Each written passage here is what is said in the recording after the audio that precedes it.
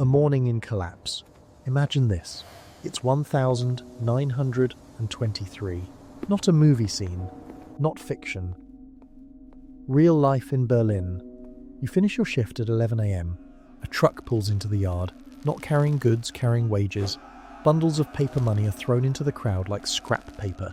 You grab yours and sprint home because your wife is waiting. Not to celebrate payday. To race to the bakery before the price changes again. By lunchtime, bread costs double. By evening, triple. Money is losing value faster than you can walk. That was daily life during the hyperinflation of the Weimar Republic. And today, on Money Drift, we're breaking a myth. The myth that in hyperinflation you just use gold and everything works fine. History says otherwise. The diamond mistake. Here's the mistake almost everyone makes when thinking about hyperinflation. They imagine walking into a store, placing a gold coin on the counter, and calmly paying for groceries. That rarely happens.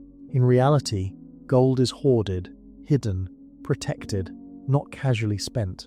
The real mistake? Assuming that owning a hard asset automatically solves the transaction problem. Owning is one thing, using it strategically is another. The gold was already gone. Most people believe governments confiscate gold during a crisis. But in Germany, the gold disappeared long before hyperinflation exploded. In 1914, at the beginning of World War I, citizens were encouraged to hand over gold jewelry in exchange for iron tokens. Patriotic slogans, emotional campaigns, people complied. Wedding rings, watches, family heirlooms, voluntarily surrendered.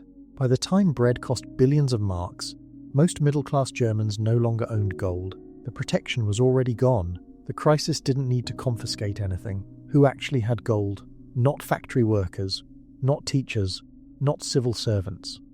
Those who still held gold were industrialists and internationally connected elites. One of the most powerful figures was Hugo Stinnes. He didn't spend gold on groceries. He borrowed collapsing paper currency, used it to buy real assets, stored profits outside the country. While others saved money, he acquired coal mines, factories, shipping lines. Hyperinflation destroyed savers. It rewarded strategic debt and hard assets. What people actually used as money. Gold wasn't the daily survival currency. The US dollar was. Foreign currency became the real unit of account. Writers like Ernest Hemingway documented crossing into Germany with foreign money and suddenly living like royalty due to exchange rates. Meanwhile, Germans paid absurd prices in marks for apples they could barely afford. Hyperinflation doesn't stop trade. It shifts trust elsewhere, and usually that trust flows into foreign currency first. Gresham's law in real life. There's an economic principle you've probably heard before. Bad money drives out good. But in 1923 Germany, this wasn't theory. It was visible in daily behavior. When paper marks and gold coins circulated at the same time, something interesting happened. People didn't spend the gold. They didn't shave small pieces off coins to buy bread. They didn't casually trade precious metals at checkout counters.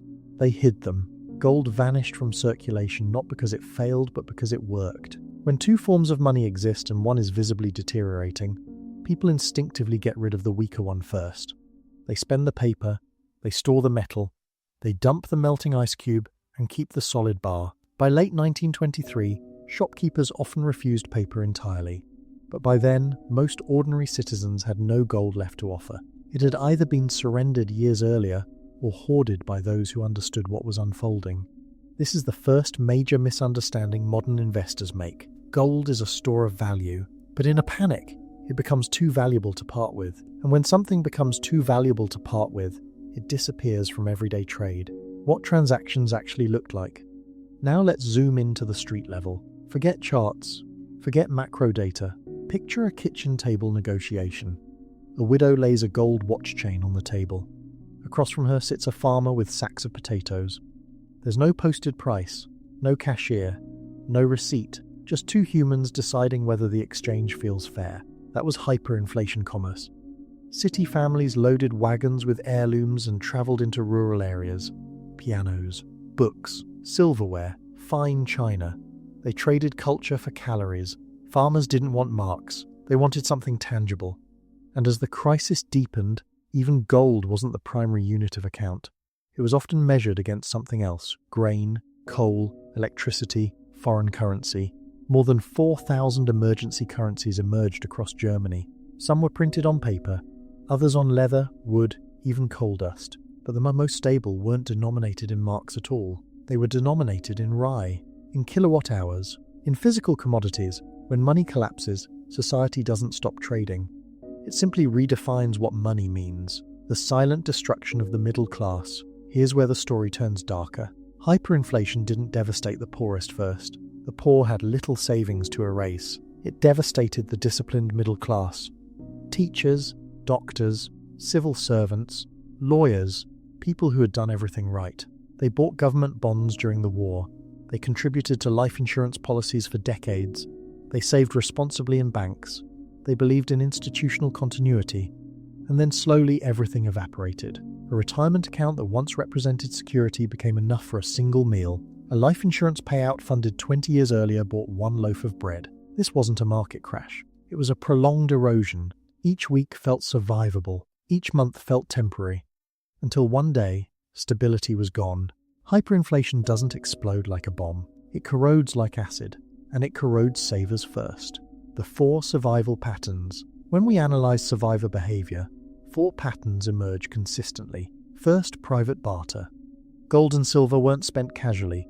They were used in deliberate, negotiated exchanges. A coin for a month of rent, jewelry for farmland access. These were serious, considered transactions. Second, foreign currency conversion. In Germany's case, the US dollar became the shadow unit of account. Those who could access foreign money had a massive advantage. They could measure value in something stable while others calculated in chaos. Third, commodity indexing. People stopped thinking in marks entirely. They began pricing goods in rye bushels or coal quantities. Value became anchored to physical output, not paper promises. Fourth, speed. This may have been the most important factor of all. Wages were never stored. They were immediately converted into goods, services, transit passes, anything durable. Holding cash overnight was a gamble. The winners weren't necessarily those with the most gold. They were those who understood how fast paper decayed. The mental divide. The dividing line wasn't intelligence. It was adaptability. Some citizens kept waiting for things to return to normal. They believed the government would fix it next month. They waited for stability before making major decisions. Others accepted reality early. They changed how they calculated value. They shifted pricing models in their own minds. They treated wages as temporary tokens instead of savings. Hyperinflation punishes people who rely on past experience. It rewards those who recognize structural change quickly. The hardest thing for humans to do is abandon an old mental model. But during currency collapse, that's exactly what survival demands. The sudden stabilization. Then, almost unexpectedly, stabilization arrived. On the 15th of November, 1923, Germany introduced the Rentenmark. Unlike the collapsing paper mark, its supply was strictly limited. The government committed to ending uncontrolled printing. Confidence returned not because of magical backing, but because of credible discipline. Within weeks, prices stabilized. The chaos that felt permanent dissolved astonishingly fast. This is an uncomfortable lesson.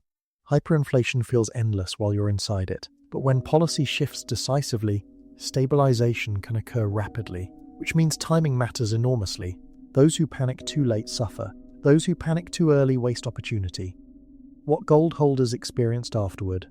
Now comes the critical piece. What happened to people who held physical gold through the entire storm? When stabilization occurred, gold realigned with its pre-war purchasing power. 1 gold mark before the war equaled 1 gold mark after stabilization. Gold did not multiply wealth. It preserved it. That's an important distinction. Those who spent gold during peak crisis survived day to day, and that was rational. Those who held gold, while surviving through other means like barter or foreign currency, emerged intact financially. Gold functioned as a bridge across monetary collapse. It was not a daily transaction tool. It was a preservation anchor. And that's the nuance modern discussions often miss. Ownership alone is not strategy. Understanding sequence is strategy.